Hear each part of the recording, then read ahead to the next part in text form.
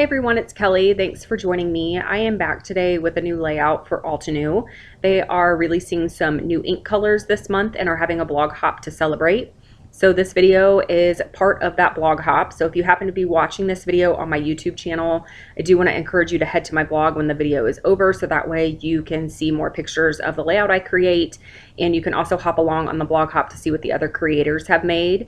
And Altenew is also having a couple great giveaways. So all the details can be found on my blog, so make sure you head there when this is finished. So here I'm just showing you the colors swatched out, and then I also showed you the swatches that come with the inks. They are layering inks, so they do go from a lighter tone to a darker tone, and they have some really great colors. There's a really nice set of blues, a nice set of purples, and then a really deep golden yellow set.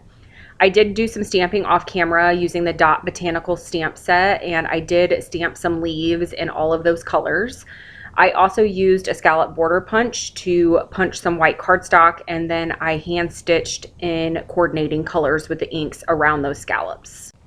This is the photo that I'm going to be using, and I'll talk a little bit more about that later on in the video, but I've been having a lot of fun playing in Photoshop, resizing my photos and using larger prints on my layouts recently, and this is one of those examples. I think this photo measures 3 3/4 by almost 11 inches, and I really like the size of it. I think that it just adds a nice fun element to the layout since it's not a traditional size.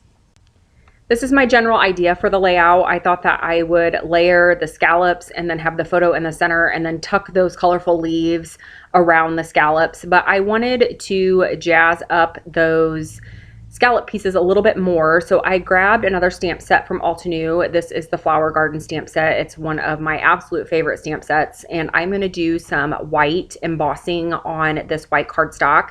I'm just using a couple of the small leaves and just really randomly stamping on the background. I just wanted to add some of those onto this paper because I'm going to do some mixed media on top of this, and the embossing is going to act as a resist, so you will see it pop out from the background, and you will see that a little bit later on in the video.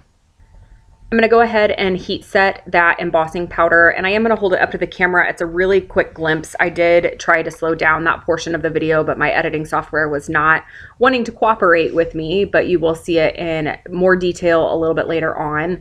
Here I'm just showing you the ink colors that I use to stamp the leaves. I am going to stamp a few more of those. I decided that I wanted a few more for the background, and I am using my Misty to stamp those. So I am going to double stamp a couple of these leaves. It just gives a little bit more of a deeper tone of that color, and I like how that looks. I like the variation. I could have used the next color up in the color set that you get with the ink, so I could have used the darker color, but it was just as simple for me to go ahead and ink it up twice since I already had that ink open. So I stamped some blue. I'm going to go ahead and stamp some purple.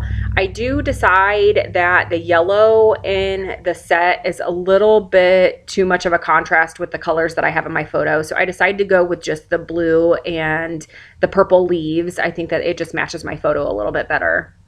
Now I'm going to go ahead and get some color added to these scallop pieces, and I'm just using some scrap packaging. I'm just going to smush the ink right onto the packaging, mist it with a little bit of water, and then just smush that color directly onto that white cardstock panel. And I did not add any gesso or anything prior to adding this ink, so it is not flowing. It's absorbing into the paper right away, which is totally fine with me. I wanted it to be really messy. It's going to be layered, so you're not going to really be able to see that it has kind of the same oval shape as the ink pad. That does not bother me at all. If you wanted the color to blend and to flow a little bit better, you would want to apply gesso to the background before you heat emboss. I'm going to go ahead and repeat that same technique for all of the white cardstock scallop pieces that I have for the background, and I'm really happy with how it turns out. It does add some nice pop of color and some nice texture to the background where you can see that resist from the embossing that I did earlier. So here's where my idea was coming into play. I thought that I would go ahead and get all this layered and then tuck the leaves in. Because of the hand stitching, those panels kind of naturally lift off the background, and you will see in the still shots at the end the dimension that this layout has all on its own. I didn't really have to add any pop dots or anything to these panels. They just naturally lift. And so I wanted to make sure that that dimension stayed when I adhered things down. So I'm only adding liquid adhesive on the very inside of each of these panels. I'm not adding it around any of the stitching, and that will allow those scalloped edges to raise off the background all on their own.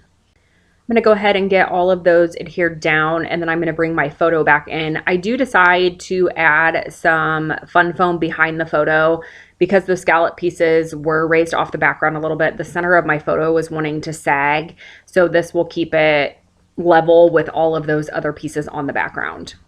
All right, so now that I have a general idea of where everything's going to go, I wanted to add some more pops of color to the layout, but I wasn't really sure what to add. And I looked up from my desk and I saw my button stash, and I thought that that would be perfect. And I happen to have the same color purple buttons in my stash, so I was really excited about that. This isn't a color I use very often. I love purple, but this tone is really rich and really deep, and I tend to use brighter colors on my layout, so I was happy that I was able to use so many of those buttons in my stash. I did decide to bring in another color. I decided to go ahead and bring in some yellow. I thought that it was a nice addition to the color scheme that I have on the background, and I just like that extra pop of color there. I am going to use liquid adhesive to adhere those buttons down. I did adhere down all of the leaves, and again, I only added the adhesive to the very end of the leaf and then tucked it in under those scallops because I wanted the leaves to just naturally lift off the layout as well. I love to add dimension and texture anywhere that I can in scrapbook layouts because it is such a two-dimensional hobby. Anytime that I can make sure that something pops off the page, I think that just adds a little bit more of another element of fun. I do bring in some wood veneer buttons from Altenew just as another embellishment on the background.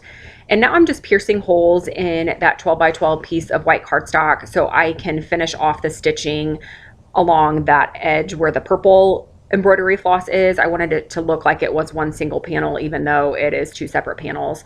So here I'm going to hold it closer to the camera. You can really see the dimension here with all the shadows, and I just think it's so fun. It just adds so much interest to a scrapbook layout. And I did add my title. I forgot to mention that. Those are alphabet stickers, or actually puffy alphas, from a couple Altenew scrapbook collections. It's from the Live Your Dream scrapbook collection, and then also the Reflection scrapbook collection. I did print off some journaling and cut it into strips and added it underneath the photo off camera. You can see it there in the still shot.